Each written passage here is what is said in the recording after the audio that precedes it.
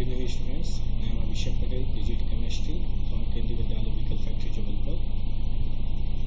Today I am taking the topic of class 12 chapter number 6, General Principle and Process of Isolation of Element. In this chapter we study about the mineral, ores, gangue, metallurgy, how we can extract the metal from its ore, and some purification topic and refining of metal from the impure metal. We start this chapter with the minerals. Now, what actually are the minerals? You all already have studied about the minerals and ore in your class 10. You all knowing about this also. Just a short revision is there. Mineral means the naturally occurring chemical substance in the earth crust, which can be obtained by mining, are called minerals. Means whatever the substance which are present in the earth crust are called as the minerals. Ore is also the mineral. But we can extract the metal in profit. That mineral is called as the ore. You all know also about the difference between ore and mineral. Ore is the mineral from which we can extract the metal in profitable amount. Means we are applying the different resources for the extraction of metal. We should get the metal in profitable amount, then it is called as the ore. When we take out the ore from the earth crust, we get large number of undesirable material, or you can say the impurity present, like the sand, stones and all, which are present along with the ore, that is called as the gangue. So what actually is the gangue? The undesirable material or the impurity present in the ore is called as gangue. Now we have to extract the metal from the ore. So the complete process means the scientific or the technological process to isolate the metal from the ore is called metallurgy. Means we can take out the metal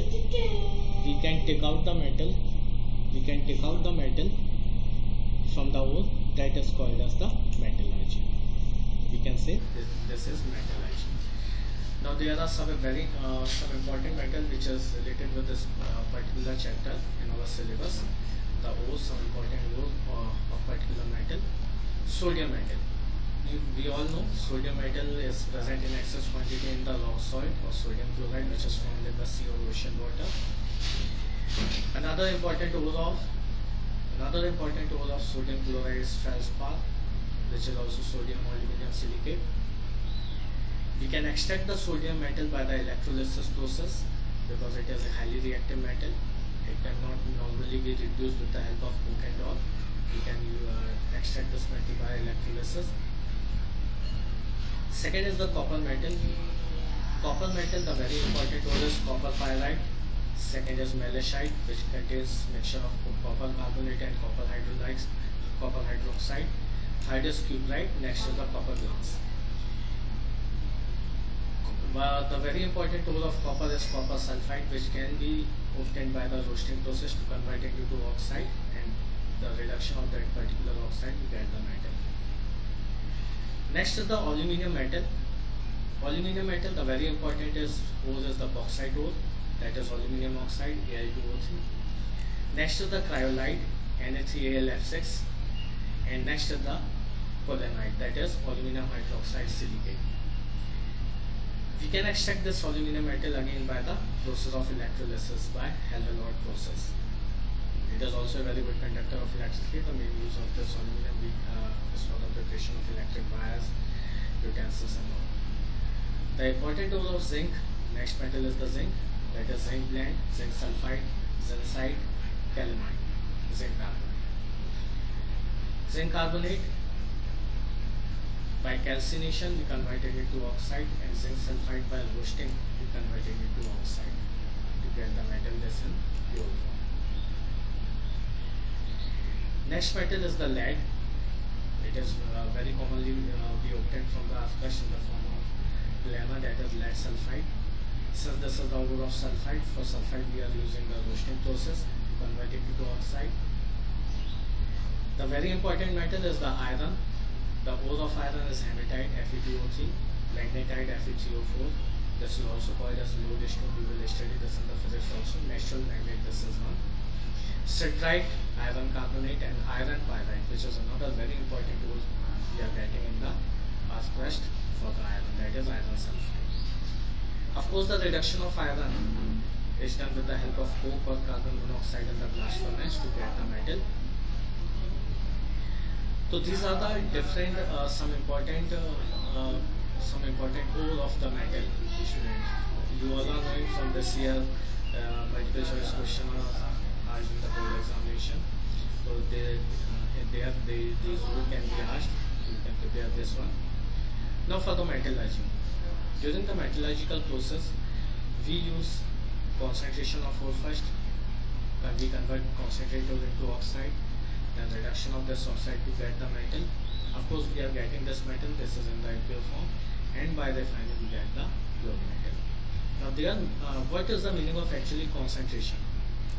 Concentration means the removal of unwanted impurities or material like sand, clay from the ore is called as concentration. Suppose from the earth crust we have extracted, for example, 2 kg of ore. It contains stones, it contains sand. After removing of sand and stone, we are getting the half kg of the ore.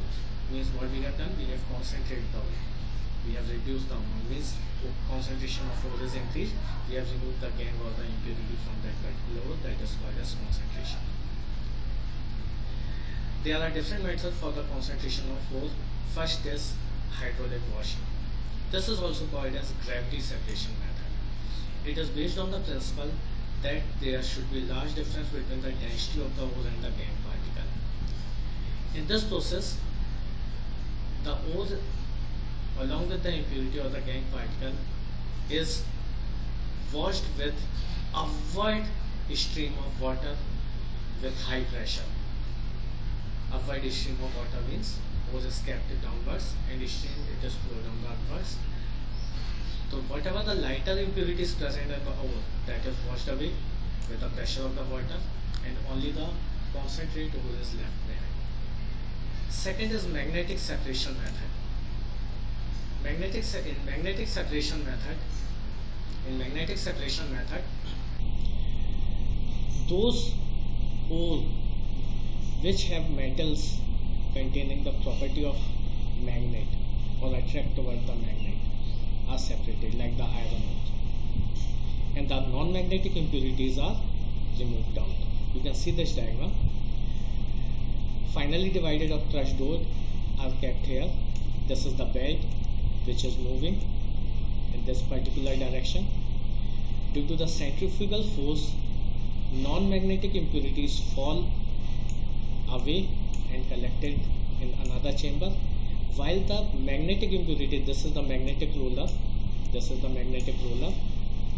magnetic impurities due to its magnetic property stick with this roller and fall in this particular chamber, and in this way it got separated out. Okay, so this is called magnetic separation method. Sword flotation process next. This is another very important one. Sword flotation process is mainly applied for the sulfide ore, because sulfide ore is lighter in weight. This process, sulfide ore, it is based on the principle that ore are wet by the oil particle and gangue are wet by the water. Ore are wet by the oil particle and gangue are wet by the water. It is based on the principle that sulfide are wet by the fine oil or all the oil, while the gangue particle are wet by the water. And in this way, whatever the impurities which are present, it will settle down, and since ore is lighter in weight, it is wet by the oil, it will come upwards, and in this way it got concentrated. You can see this diagram. Ore is taken here, fine oil is taken here, collector and float stabilizer all are present here. When air is passed, the float is formed, and this float is collected upwards because it is lighter in weight. Since sulfide is lighter in weight, it is wet by the oil, it is come along with the float, and this float is collected and concentrated in this particular chamber. And what are the impurities which are present? It will present here in downwards, which is collected from here. And in this way the ore is concentrated by float flotation method. The one very important question in this particular float flotation asked in the board examination, the role of sodium cyanide. Sodium cyanide is one of the very important chemical. It is also called as depressant, because if ore contains zinc sulfide and lead sulfide together, then sodium cyanide converts the zinc sulfide into soluble complex, and only lead sulfide will come along with the fluid. And in this way both are separated. So this is one of the very important questions asked in the board. You must remember this one. Next concentration process is the leaching. Leaching is the process to concentrate the ore by converting into soluble complex by using suitable reagent. The ore is treated with suitable reagent to convert it into soluble complex, while the impurities got settled down and separated out. The very important one is the concentration of bauxite or aluminum oxide. This process is also called as the Bayes process. In this process, the impure aluminum oxide, which contains the gangue particles, sand and all, treated with sodium hydroxide solution, so it will form sodium aluminate, NaLOH whole. This is called as sodium aluminate. This is sodium aluminate. This is the soluble complex. This is soluble complex is formed. This is soluble complex. Okay. This is soluble complex formed. This soluble complex is filtered out. So it comes in the filtrate. Impurities are removed. Then in this sodium aluminate, carbon dioxide is passed to neutralize the solution. So we get floating precipitate of aluminum oxide and sodium carbonate in the soluble form. This is separated out, and when it is heated, we get aluminum oxide in the concentrate form. This aluminum oxide contains the gangue, and this aluminum oxide in the concentrated form. In this way, it got concentrated. The another very important question which is asked in the board examination, the leaching process of gold and silver. Leaching process of gold and silver. Gold and silver also got purified by the leaching process. This M is represent for the gold and silver. The reactions for gold and silver. When this gold and silver is treated with the cyanide solution, either sodium cyanide or potassium cyanide, in presence of oxygen, it will form the soluble complex, that is sodium cyanide or gold cyanide. This soluble complex, when treated with active metal like zinc, so this zinc displaces the metal and we get this metal in the pure. So this is the another important reaction for the extraction or leaching process for the gold and silver. Now after this concentration, we convert this ore into the oxide form so that the reduction of oxide becomes easier. How this can be converted? This is converted by two processes, roasting and calcination.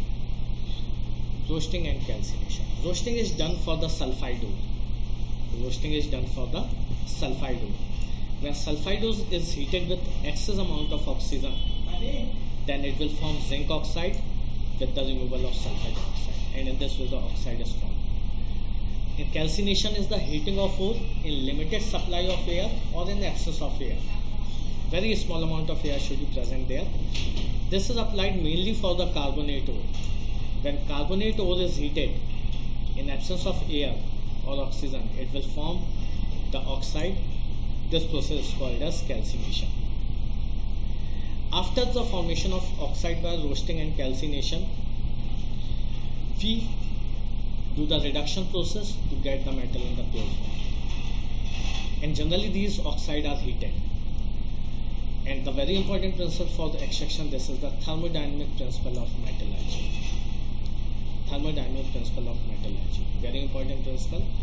This principle says that metallurgy, to get the metal in the pure form, the Gibbs free energy We have already studied about the Gibbs energy in the 11th class. Gibbs energy should be negative. If Gibbs energy is negative, the process is spontaneous. You know about the Gibbs-Helmholtz equation, delta G is equal to delta H minus T del S. If delta G is negative, the process is spontaneous and the reduction of metal oxide becomes easier. And delta S should be positive for this one.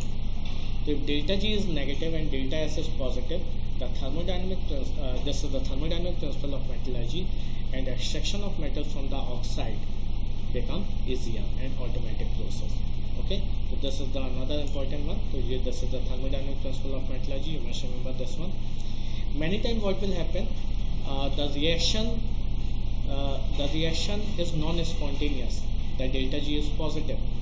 In that condition, we do the coupling of reaction. In coupling of reaction, we take the reactant of the oxide which have delta G positive, and when it is mixed with some other substance, so that when it is heated, the delta G value of delta G or Gibbs energy become negative, then the reaction is called as coupling of reaction. Means we have converted non-spontaneous reaction into a spontaneous reaction by adding certain chemicals, so that the overall value of delta G become negative for this. The Ellingham diagram explains. Ellingham diagram is nothing but it is the graph of the plot between delta G for the formation of oxide at a particular temperature, that is called as the Ellingham diagram. Ellingham diagram may be for the oxide, it may be for the chloride. In our scenario we are having for the oxide. Ellingham diagram generally explains the substance which are having the value of delta G more negative. Delta G more negative will reduce the element having value of delta G less negative. So all those substance or the element which have more negative value of delta G reduces the substance or the element having the less value of delta G or Gibbs energy.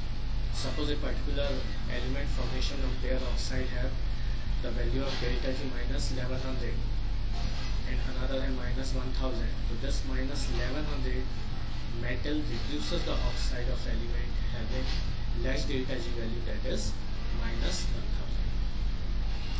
So what is the limitation of Ellingham diagram? It does not take the kinetics of the reduction into consideration. Means how fast or the slow is the reaction. This is not taken into the consideration in the Ellingham diagram. Now reduction of oxide in the blast furnace. Blast furnace, which you all know. Blast furnace, we do the reduction of iron oxide. Iron oxide in blast furnace has the carbon cone arrangement. Blast furnace, the iron oxide which we obtained from the calcination process, it is treated with carbon monoxide which is coming in the blast furnace having high temperature. We take the coke react with the oxygen at high temperature, and there is formation of carbon monoxide which react with the iron oxide which is coming inside the blast furnace, but there is formation of Fe3O4. This carbon dioxide which is forming, it is escaping out from the chimney. This Fe3O4 which is formed, it is coming down in the blast furnace, it again react with the carbon monoxide and reduces to Fe. And similarly, whatever the unreacted Fe2O3 is there, this also reacted with the Fe and converted into iron oxide. So this Fe which is forming,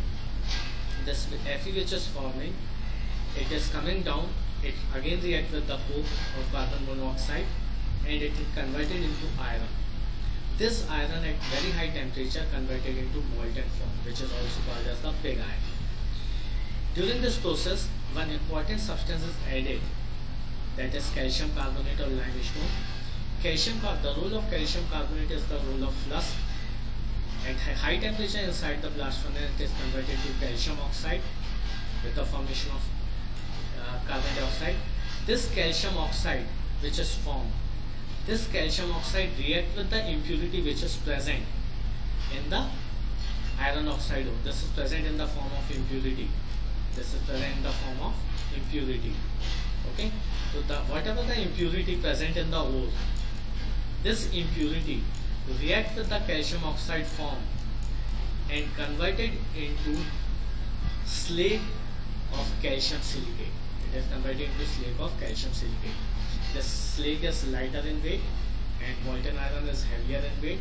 Molten iron is taken out and the slag is separated out. And in this way, impurity got removed and we get the iron in the blast furnace, that is called as pig iron. It contains near about 4% of carbon. That is called as the pig iron. Next is the electrolytic refining of aluminium, which is also called as Hallenrod process. Aluminium oxide, which we are getting in the leaching process, we taken in this electrolytic cell. We mixed the cryolite NaCl(Al(F)6.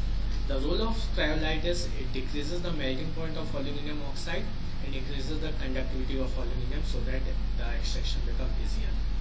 It contains iron vessel lining with carbon, and this is the graphite electrode. Student, this is the graphite electrode.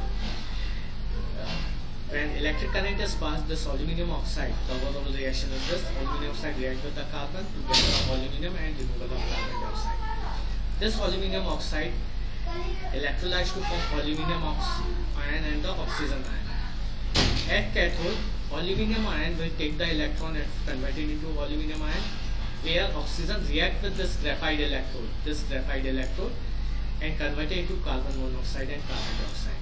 And since metal is heavier, so this is collected at the bottom and it is extracted from or taken out from this particular pore, and we get the aluminium in the pure form.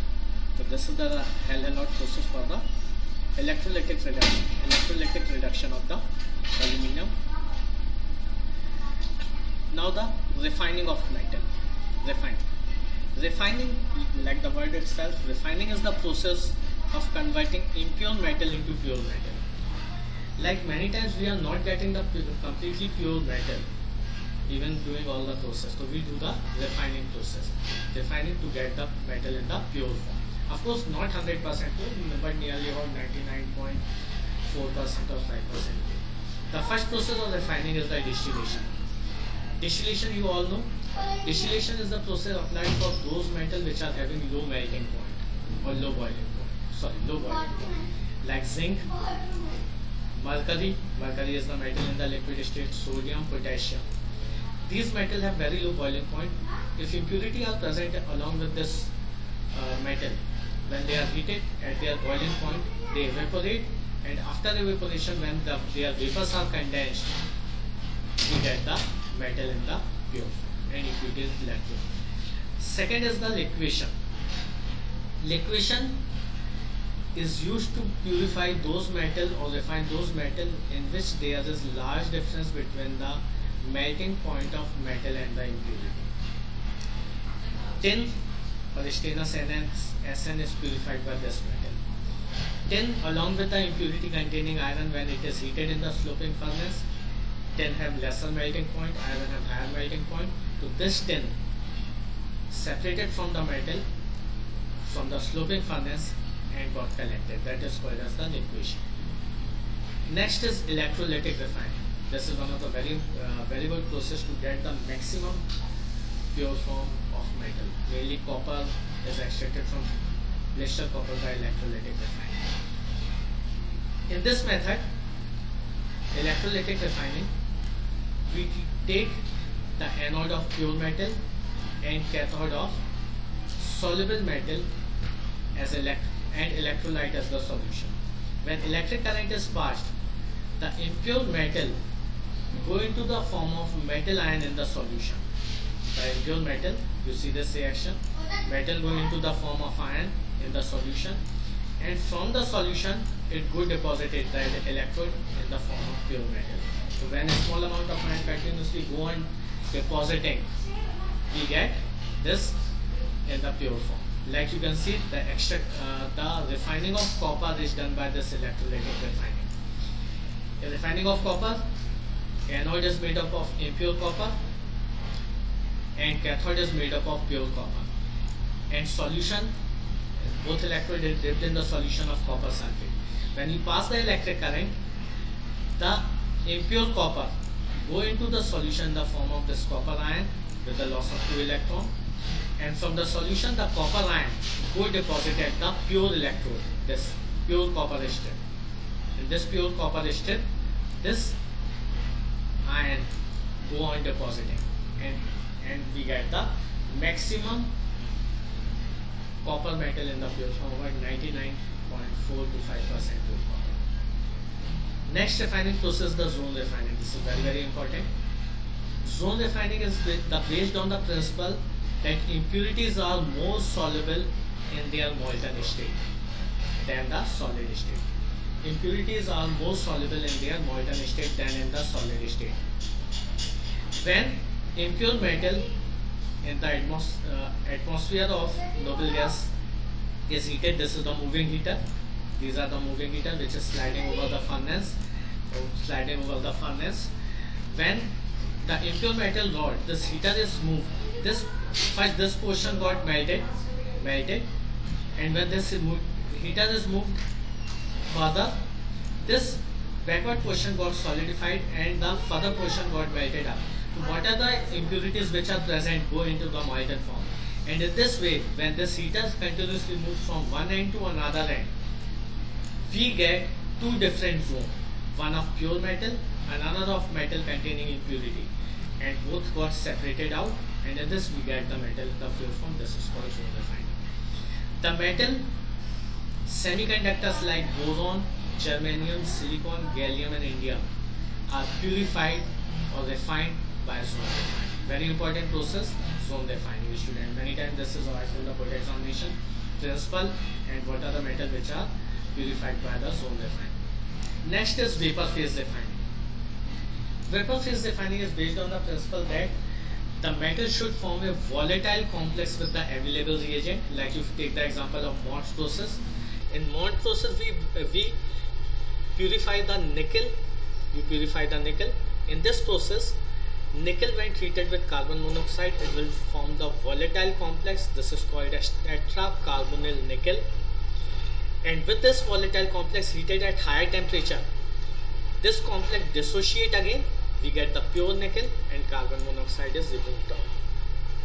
So it is based on the principle that elements should form a volatile complex with the available reagent, and this volatile complex should dissociate at higher temperature to give the pure metal. So in vapor phase refining, we had two processes, Mott process and Van Arkel process. In Mott's process, we do the refining of nickel by using carbon monoxide, and in Van Arkel process, we do the refining of zirconium and titanium.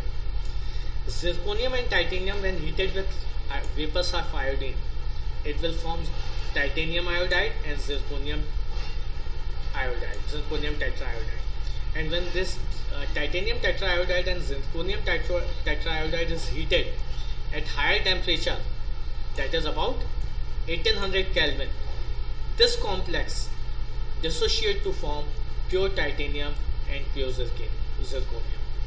And in this way, we can get the pure metal. So in vapor phase refining, the very two important one, Mott's process and Van Arkel process.